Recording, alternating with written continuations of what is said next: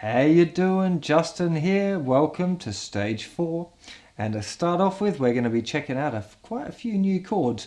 In this one, we're going to be checking out some 7 chords. Specifically, we're going to be learning G7, C7, and B7.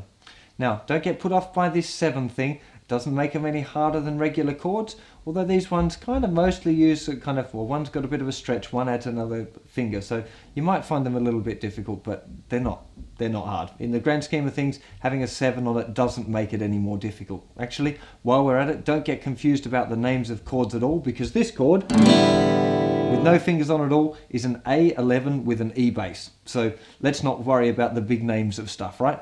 Let's get to a close-up now and check out these new dominant 7th chords. Okay, here we are looking at G7. Now G7's a little bit stretchy. The main issue here is that it's very similar to a C. There's a C chord for you, and you can see if you start with a C and you move your first finger down one string and your second and third fingers up one string, I'm talking physically up there, we end up with G7. Very funky sounding chord. Great for blues, as we're going to hear a little bit later. So I'll just go through that again. First finger, thinnest string, first fret. Second finger, second fret, 5th string, which is quite a stretch. Third finger reaching over for the 3rd fret on the thickest string. The main deal here that you want to watch out for is the second finger, making sure it's not too flat, because if it's too flat then you'll find that the D string won't ring out. That's the 4th string. You'll get, we want, again, making sure that you strum and pick out and strum. That's your G7. Now the next chord that we're going to check out is C7. So we already know to get from G to C, we just move our first finger back, those 2 fingers over, and now we're back to our old friend C.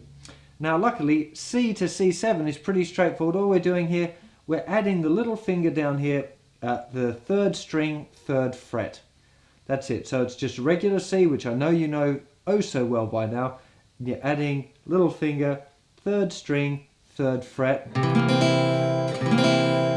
and you got your C7. Very funky little sound.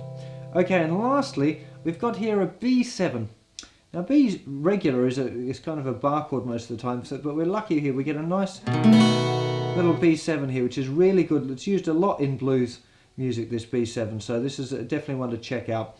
Now, it's using all 4 fingers, and it's a little bit difficult, but only because it's a little bit new and it's not like many of the other chord shapes we've looked at so far. But let me go through. So, first finger, 1st fret on the 4th string, second finger, 2nd fret on the 5th string, third finger, 2nd fret on the 3rd string, and little finger, 2nd fret on the thinnest string. The big deal here is making sure that your second finger is nice and round, because if it's too flat, you'll get a muted D string. So you want to keep that nice and round to let that note ring out, the note that your first finger's playing, which is the note D sharp. All the rest is pretty straightforward. This is also difficult to get the open B string, because it's very easy for that 3rd finger to lay a little bit too close and touch the B string. So just be aware of its position there. Sometimes you might find you need to lift the finger up and kind of adjust whether it's a little bit higher or a little bit lower. My fingers kind of naturally go to the right one, but only because I've done this sort of practice a whole lot. So that's it. You probably want to adjust that 3rd finger to get a nice open B string, and little finger down on the thinnest string there.